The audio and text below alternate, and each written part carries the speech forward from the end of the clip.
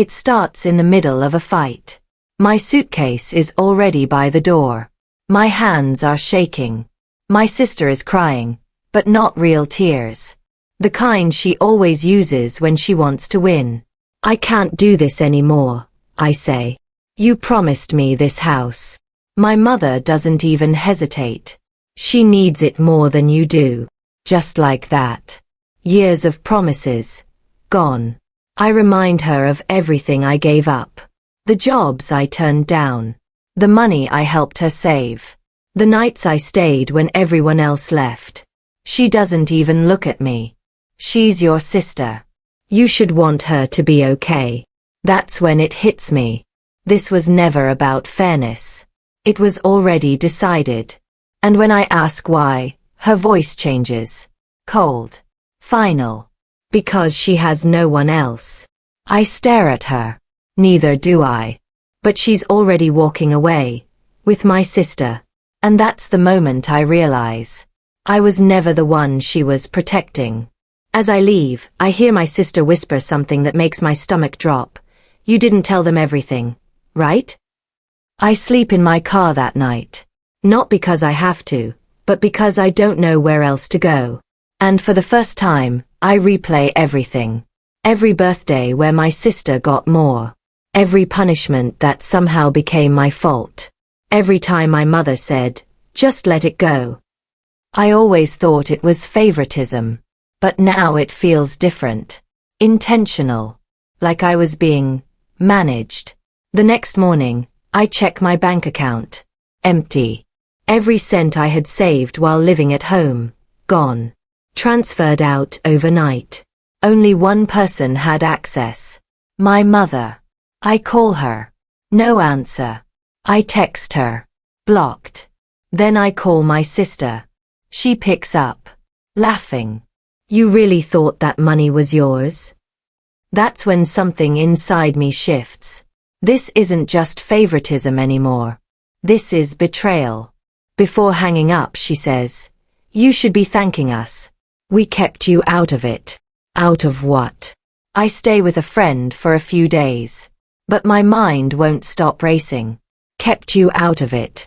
Those words don't make sense. Out of what?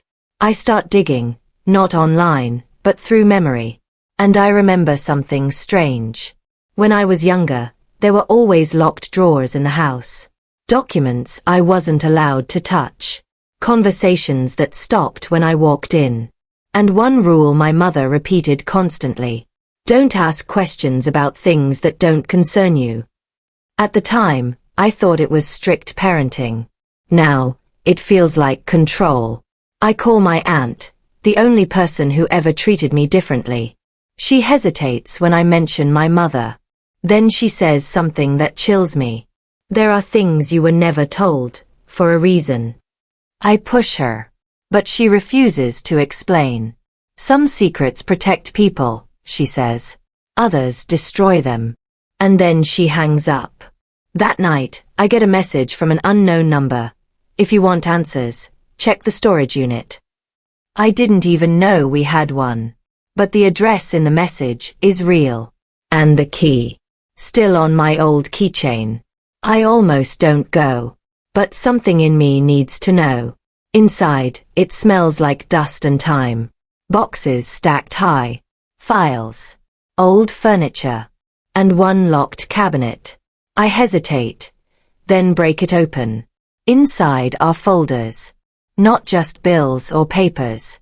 Legal documents. Names. Signatures. And then I see something that makes my hands freeze. My name.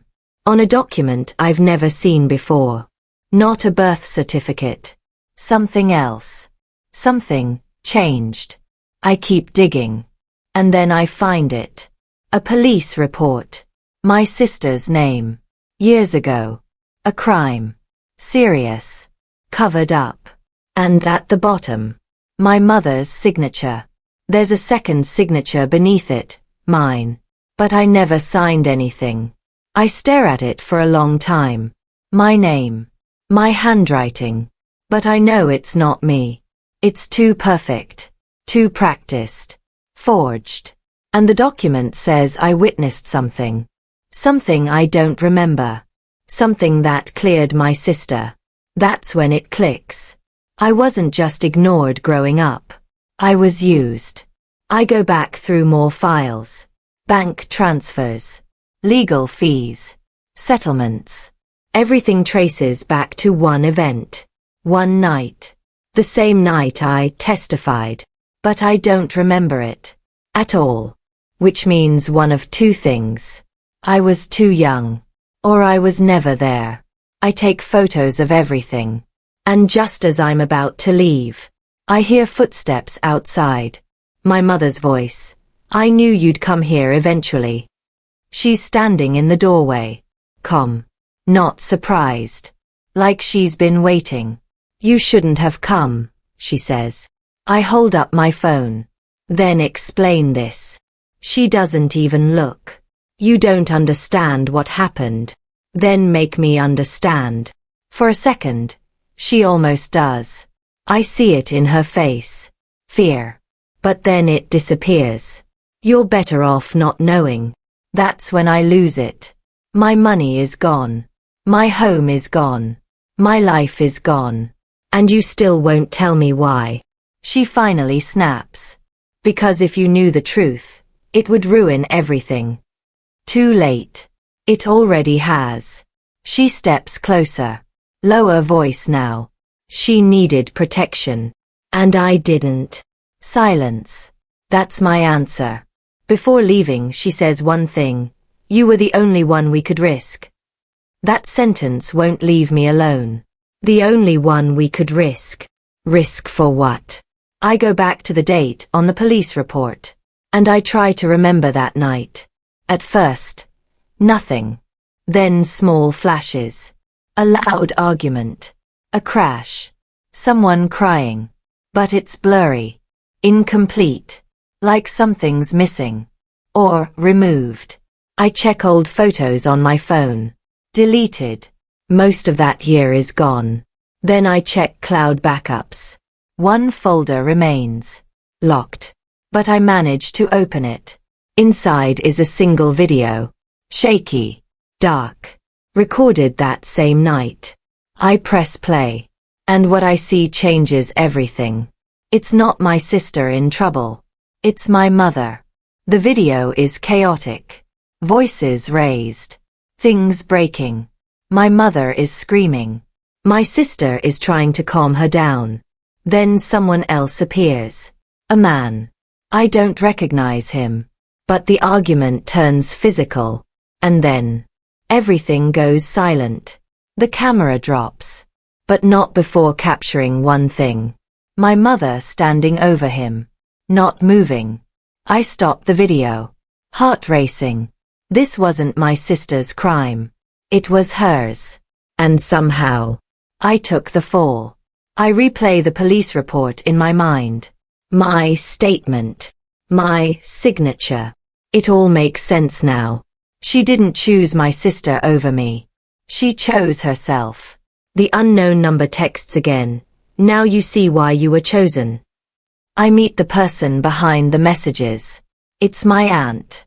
She looks tired. Older than I remember. I tried to stop her, she says. Stop what?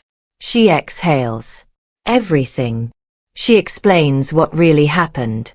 My mother panicked that night. The man had leverage over her. Financial fraud, hidden accounts, illegal transfers. If the truth came out, she would lose everything. So she created a story. And I was the perfect cover. Too young to question. Too loyal to resist. My testimony was built from lies. Forged. Coached. Signed without me knowing. And my sister? She knew enough.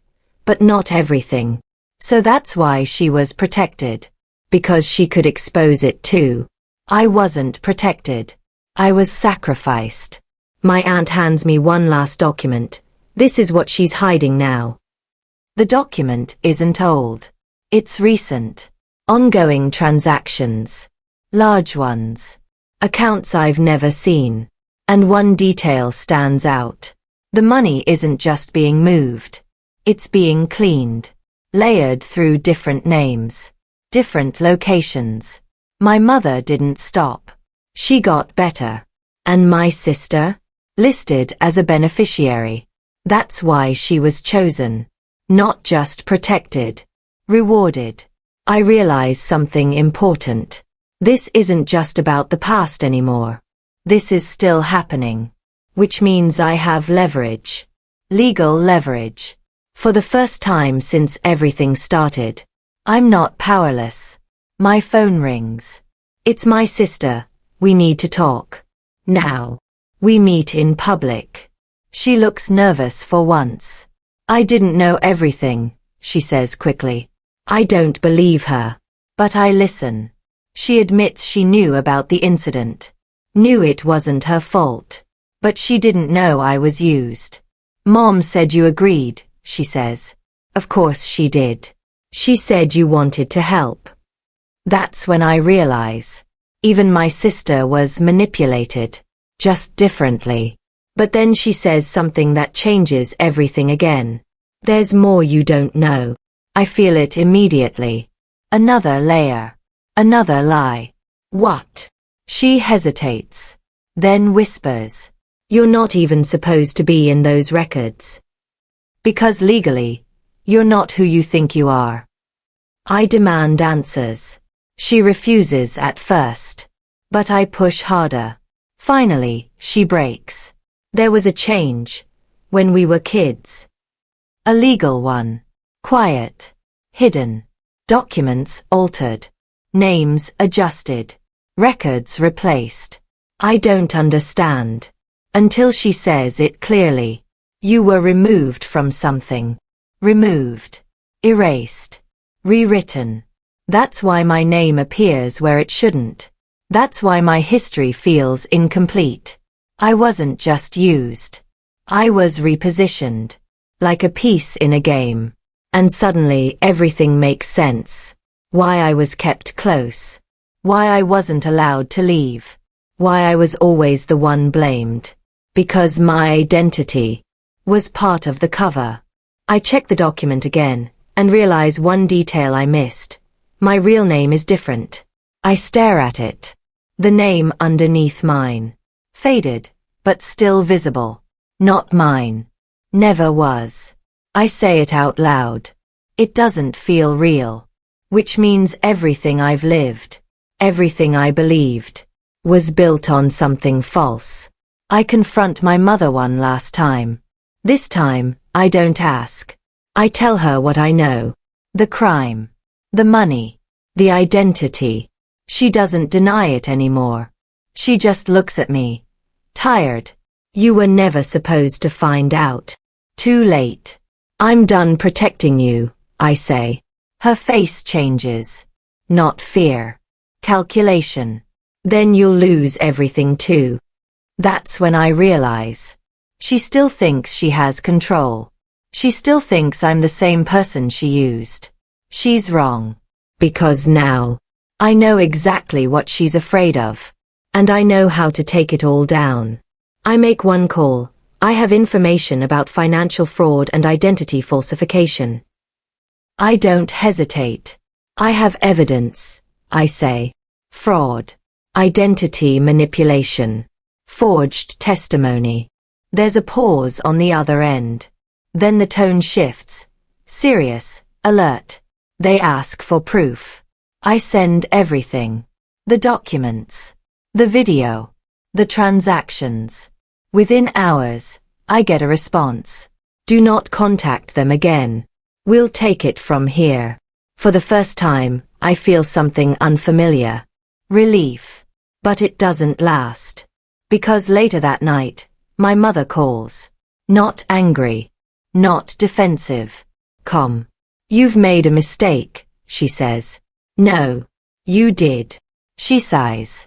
You don't understand what you've started. I understand enough. Then she says something that stops me cold. If this goes forward, you don't just destroy me. Silence. You destroy yourself too. And then she hangs up. For a moment, doubt creeps in. What if she's right? What if I lose everything too? But then I remember. I already did. And this time, I'm not backing down. The next morning, there's a formal notice waiting for me. My name is now part of an active investigation. I thought I was just reporting it. I was wrong. Now I'm involved. They bring me in for questioning. Hours of it. Every detail of my life. Examined. Every memory. Challenged. They show me documents I've never seen. Records tied to my name. Accounts opened under identities I didn't know I had. I feel sick. They weren't just using me once. They've been using me for years. And legally, it's complicated. On paper, one of them says, you're connected to multiple transactions. But I didn't do any of that. They nod. We believe you. But belief isn't enough. I realize the danger now. If this goes wrong, I don't just lose my family. I lose my future. My freedom. That's what my mother meant. She didn't just trap herself. She tied me to it. So if she falls, I fall with her. Unless I can prove the truth. They slide one last file across the table. This is what determines whether you're a victim or an accomplice. The file is thick. Too thick. Inside are years of activity tied to me. Fake signatures. Digital trails. Legal links. It's overwhelming. But one detail stands out. Patterns. Every major transaction happened when I was under my mother's control. Living with her. Dependent. No independent access. That's my angle. I start building a timeline. Where I was. What I knew. What I didn't. And slowly, something shifts. The narrative changes. From participant to manipulated asset. But I need more. Something undeniable. Something only she could have done. And then I remember. The video. Not just the crime. The moment after. Her voice. Clear. Panicked. Admitting everything. Isolate the audio. Enhance it. Send it in. Hours later, I get a reply. This changes things. For the first time. I'm no longer on the defensive. But just as things turn in my favor, my sister disappears. No calls. No messages. Gone. At first, I think she's running. But then I get a message from an unknown number. A location. No explanation. I go. Against my better judgment. She's there. Shaking. Broken. I didn't know it would go this far, she says. I don't respond. She starts crying. Real this time. She told me it was over. That it was safe. Safe. That word again. She admits everything she knew. The money. The lies. The cover story. And one more thing. She was planning to leave. Leave the country. Disappear. With everything. Including the money tied to my name. That's when I realize. She wasn't just protecting herself. She was preparing to escape. And leave me behind to take the fall. Again. My sister hands me a flash drive. This is where she's keeping the rest. The flash drive is everything. Hidden accounts. Offshore transfers. Fake identities tied to real assets. And one folder labeled with a date. Future dated. A plan. Exit strategy. New identity. New life. No trace. Except for one thing. All of it is linked through me. Final transfers scheduled under my name. Meaning when she vanished, I would be the one left behind. The one blamed. The one charged. I feel something break inside me. Not sadness. Clarity. This was never about survival. It was about control. And she was willing to destroy me completely to keep it. I send everything in. No hesitation now. No doubt. Within hours, everything moves fast. Too fast. And then I hear the words. We're moving in. It happens all at once. accounts frozen, properties flagged, legal notices issued. My mother tries to call me again. I don't answer. For the first time.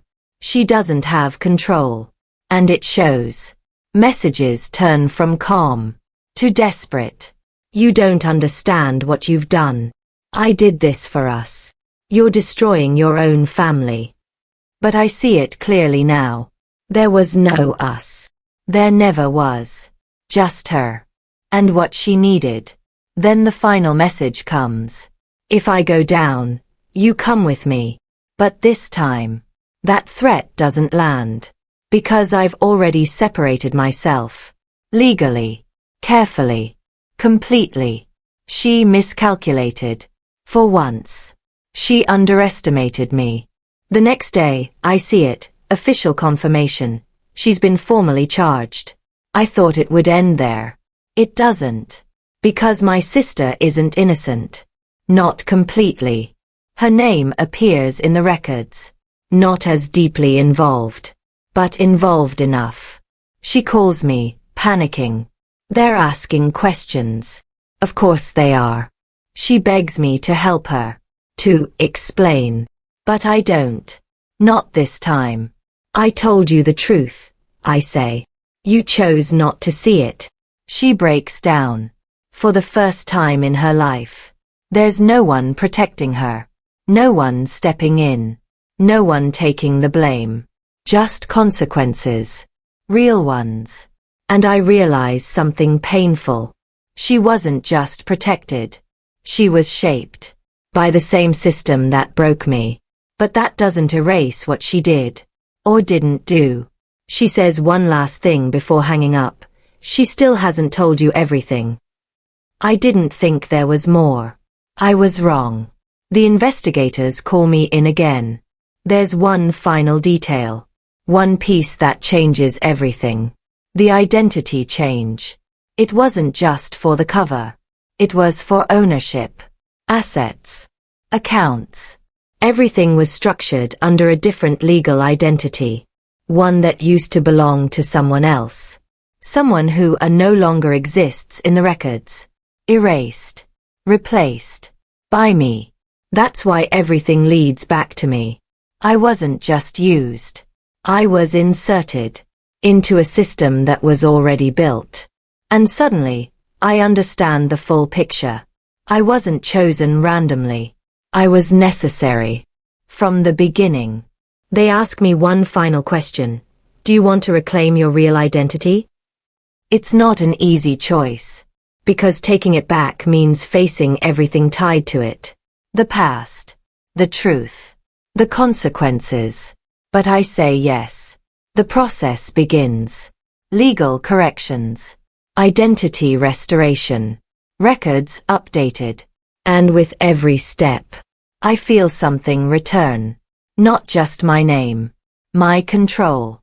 My voice. My life. For the first time. I'm not reacting. I'm deciding. And that changes everything. But as my identity is restored, my mother makes one final move. From inside the system. Even now, she tries. Through legal channels. Statements. Claims. Trying to shift blame back onto me. But it doesn't work. Not anymore. Because the truth is too clear now. Too documented. Too complete. Her control is gone. And she knows it. In her final statement, she says something that stays with me. I did what I had to do. Maybe she believes that. Maybe she always did. But that doesn't make it right. And it doesn't undo what it cost. The final ruling is coming. And it will decide everything. The decision is final. Charges confirmed. Assets seized. Reputation destroyed. Everything she tried to protect. Gone. My sister faces consequences too. Not as severe. But enough. Enough to finally stop running. And me. Cleared. Officially. No longer tied to any of it. No longer part of her system. I walk out of that building free. For real this time. Not just from the situation. but from the role she forced me into. The one who sacrifices. The one who stays quiet. That version of me is gone. But freedom comes with something I didn't expect. Silence. In the end, I won. But it doesn't feel like I thought it would. There's no celebration. No moment where everything suddenly feels okay. Just quiet. And space. And time to think. About what was lost. About what was never real to begin with. My mother lost everything. My sister lost the protection she depended on. And me. I lost the idea of a family I thought I had. But I gained something more important. The truth. And myself. If there's one thing I've learned, it's this. Not all love is safe. Not all protection is good. And sometimes, the people who say they're protecting you are really protecting themselves. Walking away isn't weakness. Speaking up isn't betrayal. And the truth, no matter how painful, is the only thing that sets you free. If you've ever been the one pushed aside, the one blamed, the one who stayed quiet, this is your reminder. You don't have to stay in a story that was written for you. You can rewrite it. I did. And I survived it.